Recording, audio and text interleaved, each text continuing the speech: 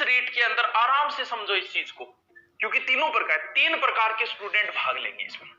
वो स्टूडेंट जो पहली बार आए हैं, स्वागत नहीं करोगे हमारा, वो है कौन से, जिन्होंने अभी अभी बीएड की है या अभी सेकेंड ईयर फाइनल के अंदर है, वो इसके अंदर एंट्री लेंगे। एक प्रकार ये है। फिर एक तीसरा प्रकार के स्टूडेंट है। तीसरे प्रकार के स्टूडेंट वो भाग लेंगे जो कौन से हैं, जो पिछली बार 5 या 10 नंबरों से रह गई थी। और एक बीच की कैटेगरी भी भाग लेगी जो पिछली बार 5 या 10% से रह गई थी। क्या तीनों के लिए एक ही रूल फॉलो होगा? क्या तीनों को एक ही समय सारणी बताई जाएगी? क्या तीनों को किताबें पढ़ने का तरीका एक ही बताया जाएगा? कैसे बताया जाएगा? स्टूडेंट ही 3 प्रकार के हैं। लगभग टोटल अगर माने रीट में मान लेते हैं हम कि 10 लाख स्टूडेंट है, 10 लाख में से 3 लाख तो एकदम निष्क्रिय, उन्हें कोई मतलब नहीं है, बस उन्होंने बीएड कर ली। जैसे मृत्यु के बाद में 12 करते हैं एक प्रोसेस के तहत, तो उन्होंने कर ली कि बीए के बाद बीएड होती होगी, तो उन्हें तो इस चीज से कोई मतलब नहीं है। बाकी बच्चे हैं उनकी प्रोसेस है, यानी 3 प्रकार के स्टूडेंट भाग ले। अब आपको पता है कि आप इस प्रकार में हो या इस प्रकार में हो या फिर इस प्रकार के अंदर, वो आपको पता है कि बहुत सारे पहली बार जो भाग ले रहे हैं उनको क्या करना है, इनको क्या करना है और इनको क्या करना है। आराम से समझो। देखो अब आप जान गए कि मैं इस प्रकार में हूं गुरुजी, कि मैं पिछली बार। अब ये वो लोग हैं जो मैं मान के चलता हूं कि अब की बार मास्टर जी बन जाएगा। कब नहीं बनेंगे? अगर इन्हें ज्यादा ही और कॉन्फिडेंस अगर हो गया, इन्हें अहंकार हो गया।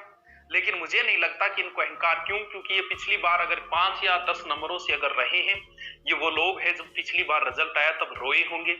ये वो लोग हैं जो पिछली बार जब रिजल्ट आया तब उनको नींद नहीं आई होगी। ये वो लोग हैं जिन्होंने 2 दिन तक खाना नहीं खाया होगा जब पिछली बार रिजल्ट आया। क्यों? क्योंकि ये एकदम नजदीक जाके रुके हैं। और जो नजदीक जाके 10-15% से रह जाए उसके कोई अफसोस नहीं होता, कोई बात नहीं, लेकिन इन लोगों के बहुत अफसोस हुआ है। तो जाहिर सी बात है कि मानते हैं कि ये अगर अपनी एनर्जी रखी, मास्टर एक ऐसी नौकरी है, पुलिस पटवार सब में जल्दी लग जाते हैं, लेकिन ये एक ऐसी नौकरी है, बाढ़ उड़ जाते हैं, यहां से ऐसे सफेद हो जाते हैं, उसके बाद लगते हैं, इन्हें कोई खुशी नहीं होगी। ये जाहिर सी बात है। मास्टर लगता है आदमी 30-35 पे ये हो गए होंगे। 4 महीने में जो योगी जीवन जिएगा वो तो ता उम्र खुश रहेगा।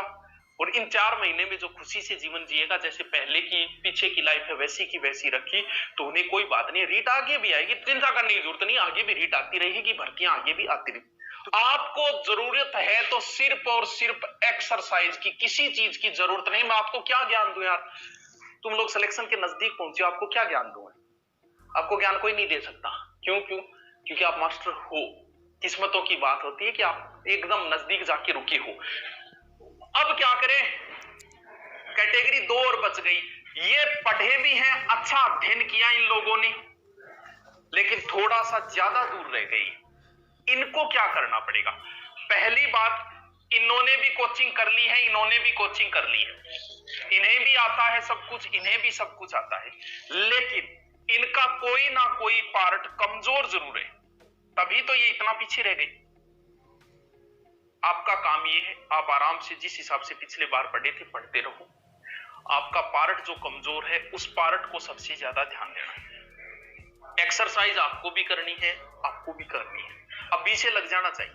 कौन सी? ऑब्जेक्टिव की, मॉडल पेपरों की एक्सरसाइज आप दोनों को ही करनी है। हम अभी अभी आए हैं, ताजा ही आए हैं, एकदम फ्रेश है। ये वो लोग हैं जिनमें से 10% तो रोल नंबर ही गलत भर के आएंगे। क्यों? क्योंकि ये पहली बार ही आए हैं बेचारा, पहली बार ही आए, ज्यादा नॉलेज को ना कोई कौन पतो कि सिलेबस में के है, किया पढ़ांगा, के करांगा। क्यों? क्योंकि इन्होंने कोई कोचिंग भी नहीं ली अभी तक।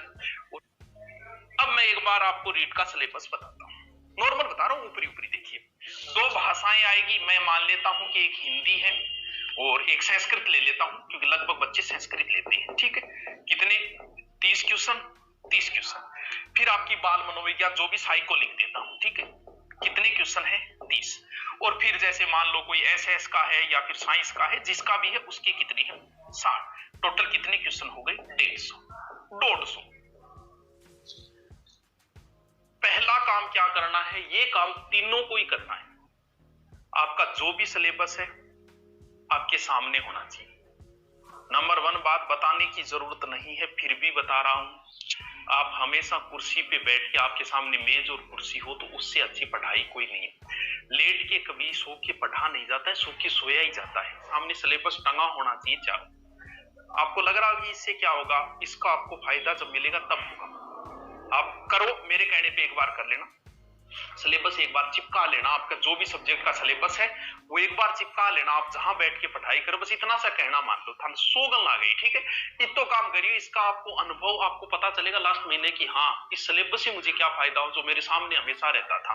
अगर कोई ये चाहता है, ये तीसरा, कि मैं भी अच्छा स्कोर कर लूं, कौन सी जो पहली बार शामिल हुए कि गुरुजी मैं ही थोड़ा अच्छा स्कोर करना चाहूं तो मैं ये पढ़ूं कि मेरे 4 महीना में बहुत अच्छा स्कोर कवर हो जाए।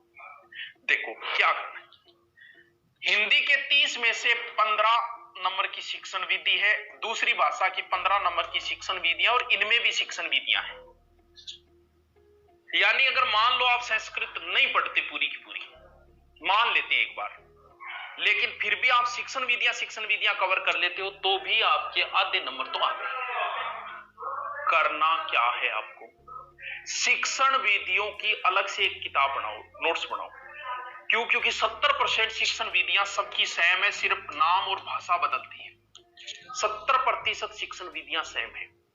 शिक्षण विधियों पे अगर आप कवर करते हो अच्छी तरीके से तो भी आप पास मार्किंग कर सकते हो अच्छी तरीके से। क्यों? क्योंकि बाकी कुछ तो मैटर आता हुआ, ये इन दोनों को तो अच्छी तरीके से, और ये पहली बार में बहुत कुछ करना चाहते हैं तो उनके लिए है कि शिक्षण विधियों को अच्छी तरीके से एक नोट से एक किताब में बनाओ। क्योंकि 70% शिक्षण विधियां सेम है जिनका अभ्यास पे डिपेंड है।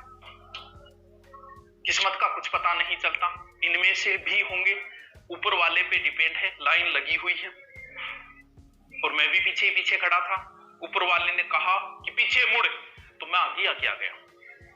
तो ऊपर वाले पे डिपेंड है। कई बार जो पीछे खड़ा है ऊपर वाले ने बोल दिया तो वो भी आगे आ सकता है। तो इनको भी गहन अध्ययन की जरूरत है। इनके बराबर आने के लिए इसको दिन रात एक करने की जरूरत है, ना कि 3 घंटे 2 घंटे 4 घंटे, इतने से काम नहीं चलेगा। बात आती है बुक्स कौन सी लाइन। अब मैं आपको एक सीधी सीधी बात, आप कितने भी यूट्यूब चैनल देख लेना, रीड के लिए बेहतरीन बुकें। अब टीचर पे डिपेंड करता है। एक तो तटस्थ नीति से काम करने वाला टीचर सीधी कहेगा एनसीईआरटी के लिए आओ, आरबीएससी के लिए आओ, कोई आपके पास एक गाइड है वो लियो बस। और आप जितने भी है सब टीचर लगभग तटस्थ नीति से काम करते हैं, वो इतना ही बोलेंगे। थोड़ी सी स्पेशल पढ़ना कोशिश करना, साइको की बुक स्पेशल लेके आना, हिंदी की स्पेशल लेके आना, संस्कृत की स्पेशल लेके आना, स्पेशल।